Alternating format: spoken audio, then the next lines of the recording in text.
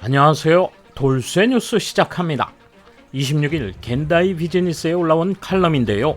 제목은 왜 히데요시는 조선 출병에 실패했는지 최신 기술로 밝혀진 놀라운 사실입니다.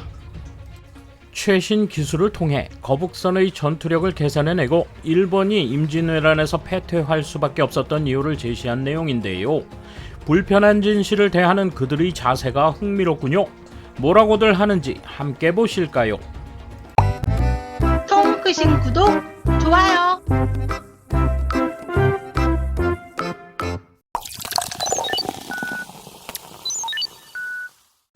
역사에서는 정설로 여겨지는 것이라도 수수께끼에 쌓여있는 사건은 여럿 있다. 하지만 최신 과학을 이용함으로써 진실에 가까워지는 것이 가능해진다. 일본사와 사이언스의 융합은 이렇게까지 진행되어 있다. 조선 수군에 크게 고전하다. 일본사 사이언스를 쓴 하리타 씨의 말을 들어보자 일본사에는 많은 수수께끼가 남아 있습니다. 그중 도요토미 히데요시가 조선 출병에 실패한 건 의아한 일입니다. 그는 오랫동안 미쓰이 조선에서 선박 설계 기사 업무를 맡고 있었다. 이때 얻은 지식을 살려 현재는 일본사의 수수께끼를 독자적인 이론과 수식으로 풀어내며 이를 필생의 임무로 삼고 있다. 조선 출병은 왜 실패했을까? 1592년 3월 일본군은 조선을 향해 도항을 시작한다. 일본 첫 부대가 상륙한 5월 이후 한반도 근해에서 일본군을 괴롭힌 것이 조선 수군이 보유하고 있었다는 거북선입니다. 거북선은 거북이 등딱지처럼 생긴 평저선으로 선체에 칼을 꼽아 놓았고 총 13문의 대포를 가지고 있었다고 문헌에 기록되어 있습니다. 조선 수군을 이끈 이순신은 거북선을 능숙하게 사용하여 왜군을 몰아붙였습니다. 거북선이 실제 했는지는 아직 확증을 가질 수 없습니다. 하지만 저는 이 기술을 바탕으로 독자적인 수식을 사용해 거북선과 일본군이 도항에 사용한 관선의 전력 차이를 숫자로 계산해냈습니다. 하리타 씨의 계산에 따르면 배의 전투력은 대포의 위력을 나타내는 포력과 배의 배수량과 노의 추력에 의한 속도에서 도출되는 운동에너지의 합계라고 가정할 수 있다. 거북선은 한쪽에 구경 10cm의 대포를 7문 가지고 있었다. 이를 바탕으로 거북선의 배수량과 속도 등을 감안해 계산하면 거북선의 전투력은 13,480이 나온다.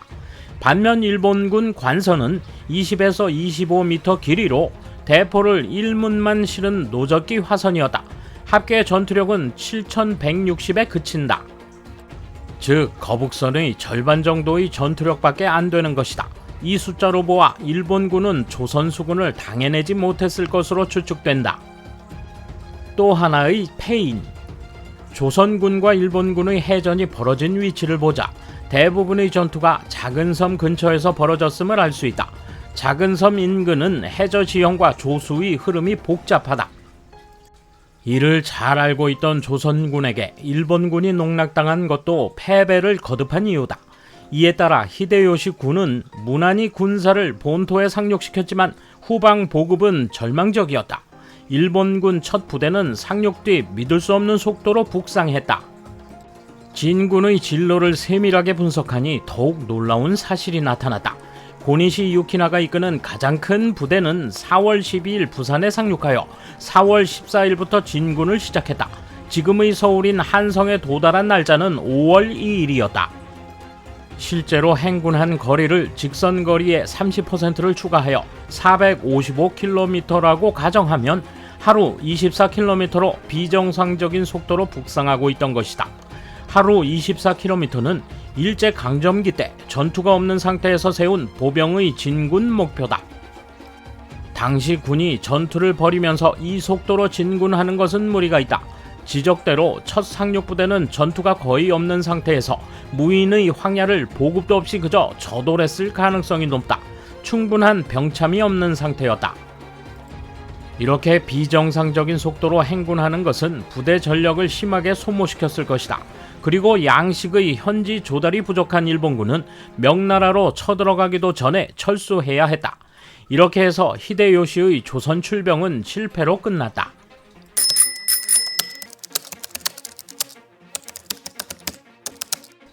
기사를 보면 우선 거북선의 실제가 확인되지 않았음에도 불구하고 존재해 활약했다는 전제로 계산하고 있다.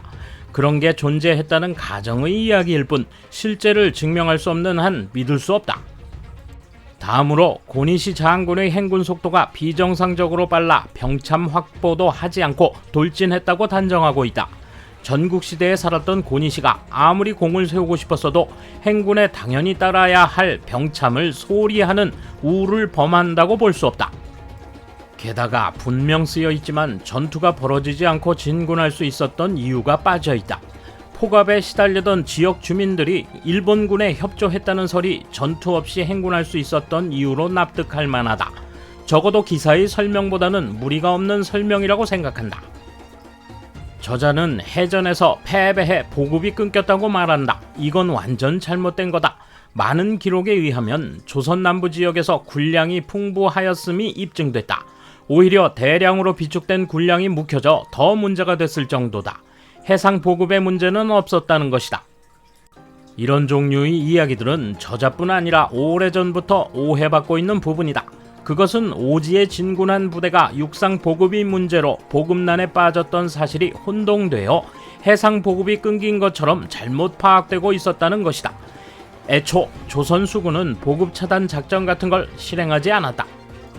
고대의 임나 일본부 시대를 보면 한반도 남부는 일본인에게는 가깝고 쉽게 오가던 지역으로 현재의 국경을 전제로 생각해서는 안 된다.